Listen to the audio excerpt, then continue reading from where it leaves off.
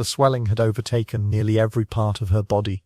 In the dim firelight of the private chamber, her skin looked tight and glossy, pulled unnaturally across her arms, her legs, her face. Each shallow breath made the pressure beneath her skin shift in slow waves, as if the body of a queen could no longer contain what was happening inside it. The air around her was thick with heat and smoke from constantly burning braziers, but neither warmth nor incense could blunt the odor rising from the bed. It was the smell of failing organs, of infection, of a body losing its ability to cleanse itself. Her face had changed beyond recognition. The swelling distorted it so completely that even those who had served her for years hesitated before approaching. Her eyelids were heavy and fluid-laden, her cheeks pressed outward in uneven bulges. Her lips seemed too large for speech. The court would never see her like this. The chamber was sealed to almost everyone.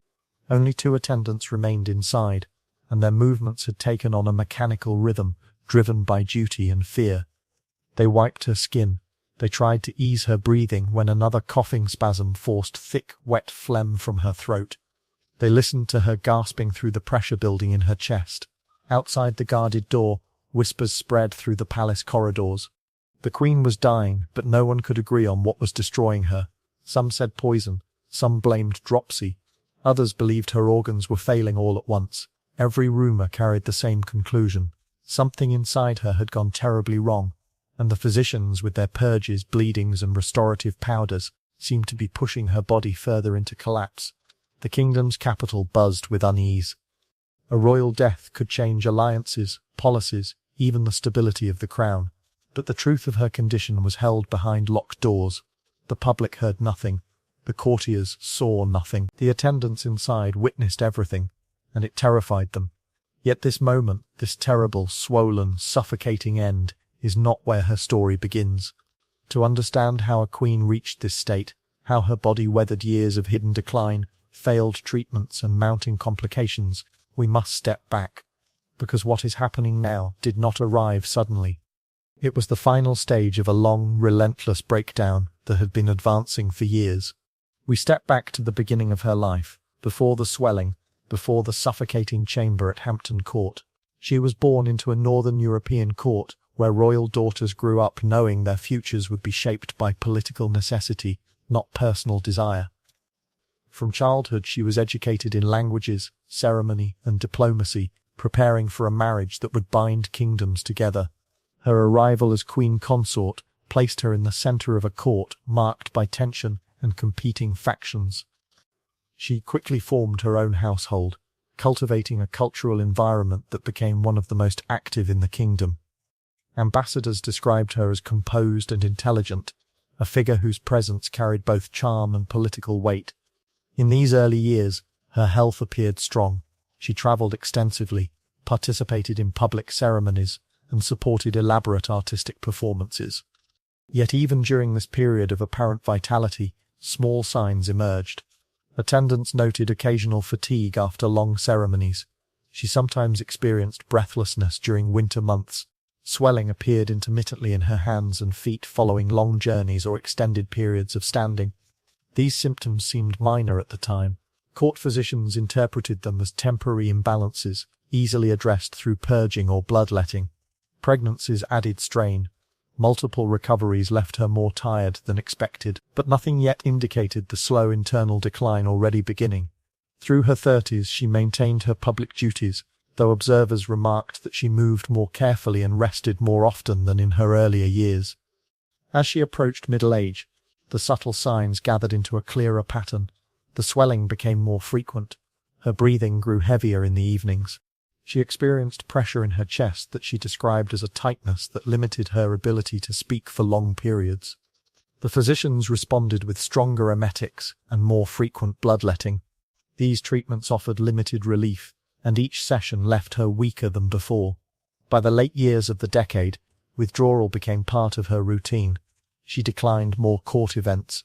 She spent longer periods in her private chambers.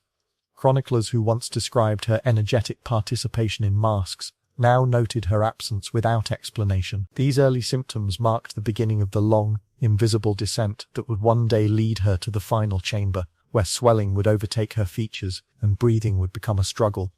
Her organs were already weakening, though no one at the time possessed the knowledge to recognize the signs.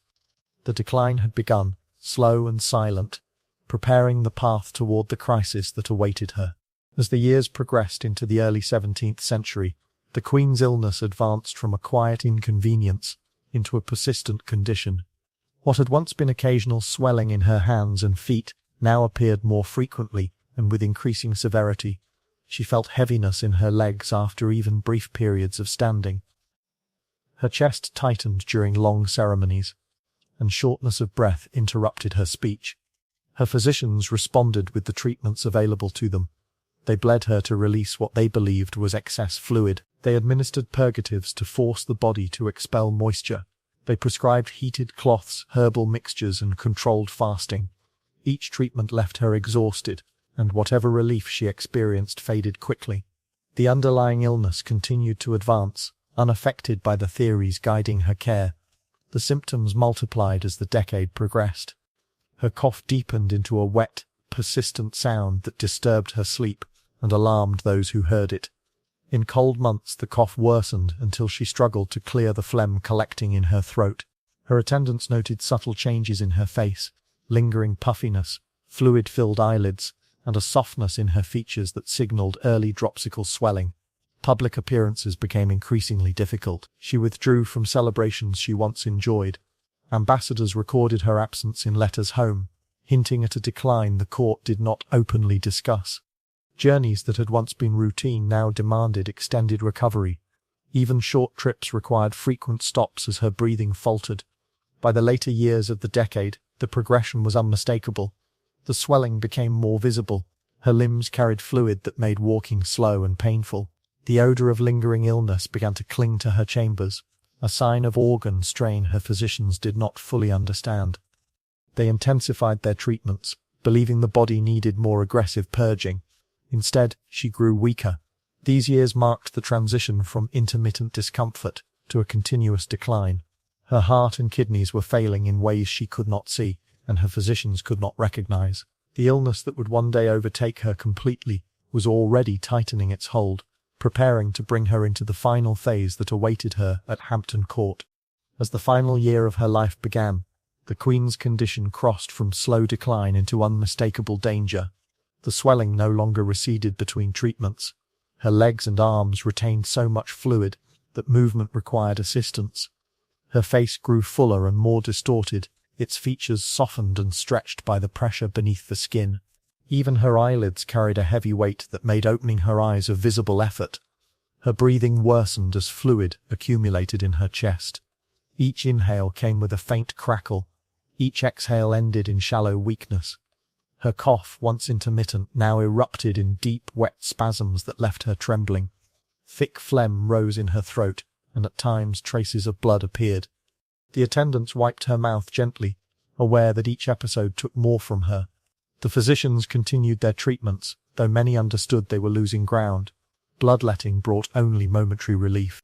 Stronger purgatives forced vomiting and bowel distress, leaving her too weak to rise.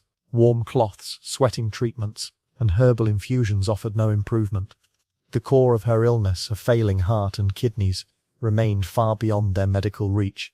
The chamber around her grew oppressively hot. Braziers burned constantly, filling the space with smoke and the sharp scent of heated metal. Physicians believed warmth would draw moisture from the body. Instead, it made the air thick and heavy, compounding her struggle for breath.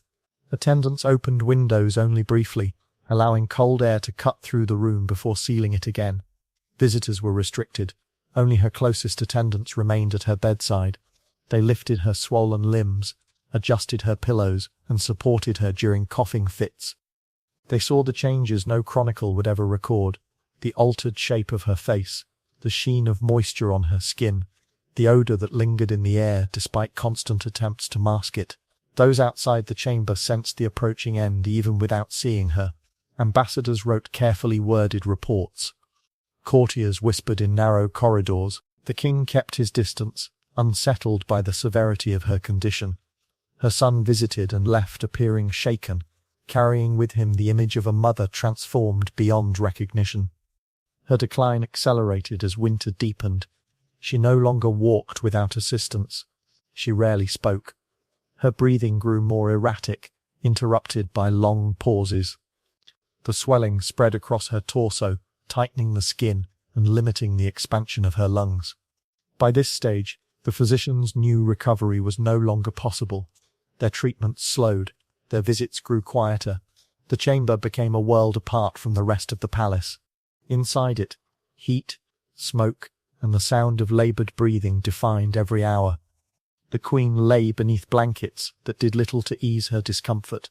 Each movement strained her failing organs. Each day pushed her further toward the final moment. This was the phase when the illness revealed its full force. The swelling overtook her features completely. Breathing became a fragile act. Her body showed the cumulative damage of years of misdiagnosed decline. Those who attended her understood that the end was near, even before the physicians acknowledged it aloud. The final stage of her life had arrived, and nothing in the knowledge or rituals of her time could intervene. As winter turned toward early spring, the queen's condition entered its final stage. Her breathing, already strained, became irregular and fragile. Long pauses separated shallow inhales, each one marked by the faint sound of fluid shifting in her chest. The swelling in her face and limbs deepened to the point where movement caused visible discomfort. Even small adjustments required the support of her attendants. Her eyes remained closed for most of the day. When she opened them, the heavy fluid-laden lids lifted only slightly. Speaking exhausted her, and her voice reduced to faint, muffled sounds shaped by swollen lips. Her attendants learned to understand her gestures instead, guiding her hand to water, or adjusting her pillows without needing words. Physicians continued to visit, but their presence carried little purpose. They tried mild measures meant to ease her breathing, though none could reach the failing organs at the root of her decline. They avoided the aggressive purges they had once relied on, aware she no longer had the strength to endure them. Their treatments had become symbolic gestures, acts of duty rather than hope. The coughing fits that had marked her earlier decline grew less frequent, yet more severe when they occurred. Each spell shook her body, producing thick phlegm and leaving her gasping for air. Attendants lifted her upright during these episodes, supporting her trembling frame until the cough subsided. Afterward she lay still for long stretches, regaining enough strength only to drift in and out of shallow sleep. The chamber remained suffocatingly warm. The braziers that had burned for months filled the room with smoke and a heavy scent that mingled with the odour of her illness. Attendants changed the linens and opened windows when possible, but nothing removed the atmosphere of decline that had settled around her. The room had become a closed world defined by heat, silence, and the sound of weakening breaths. Family appeared briefly at her bedside.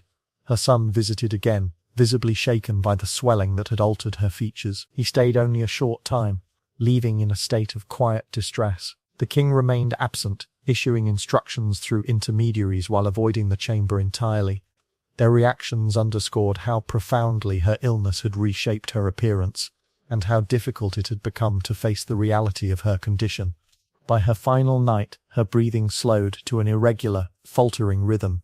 Attendants remained at her side, watching the gradual weakening of each inhale. She no longer responded to their voices, though they continued speaking softly to her, adjusting her blankets and keeping her limbs supported. The smell in the chamber grew sharper as her organs failed, a sign the attendants recognized even if the physicians did not explain it. In the early hours of morning, her breathing shortened into faint, shallow movements. Then the pattern broke. She exhaled once and did not inhale again. The room fell quiet. Attendants waited, watching for any sign of returning breath. None came. They prepared her body according to custom, struggling with the swelling that remained. The braziers were extinguished. The windows were opened to let in the cold air. The oppressive heat and scent that had filled the chamber began to lift. Outside the door, news of her death spread quickly. Courtiers gathered in hushed circles. Ambassadors sent coded reports. The Queen's long decline had reached its end, and the court braced for the political and personal shifts that would follow. Her suffering was over, but the consequences of her death were just beginning. The hours after the Queen's death unfolded in quiet, controlled reactions throughout the palace. Word spread quickly among attendants and courtiers, though no official statement had yet been released. Her closest servants prepared her body, working carefully around the swelling that remained. Once she was dressed and arranged for viewing, they stepped back, their months of constant vigilance finally over. Beyond the chamber, the court absorbed the news with a mixture of sorrow and calculation. Many had anticipated this moment. Her prolonged absence from public life had signaled the severity of her condition. Now the reality of her passing forced immediate changes. Courtiers gathered in small clusters, speaking in hushed tones about what her death meant for the balance of influence within the palace. The king received the report and responded with formal restraint. He did not enter the chamber. Instead, he issued orders for the announcement and for the early stages of mourning. His distance was noted quietly, but not questioned. Those who observed him described a subdued response, shaped by personal complexity and political necessity rather than open grief. Her son withdrew to his private rooms, shaken by the memory of her final decline. The sight of her swollen features and laboured breathing haunted him, and he spoke little in the hours following her death. As news spread through the kingdom, churches marked her passing with bells and prayers. Public accounts framed her death as the end of a long illness, avoiding any mention of the extreme swelling or respiratory failure that had defined her final months. The court maintained the traditional privacy surrounding royal medical details. Inside the palace, her household began to dissolve almost immediately. Officials moved to reorganize positions, reassign staff, and close the administrative structure she had built. Artists, attendants, and cultural figures who depended on her patronage found themselves without direction. Some sought positions elsewhere, others waited to see whether new opportunities might emerge under reorganized leadership. Ambassadors interpreted these changes with interest. Her absence removed a significant influence on the cultural and diplomatic life of the kingdom. They reported shifts in political alignment and predicted that the king's favoured advisers would gain increased authority in the coming months. Her possessions, roles, and ceremonial responsibilities required redistribution, a process that unfolded slowly over the following weeks. Attendants who had served her intimately were granted small pensions or reassigned, though many left the court entirely.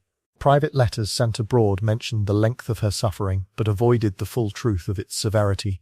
Her death marked a turning point for the court. With her gone, the cultural richness she fostered diminished. The tone of the palace shifted toward formality and political maneuvering.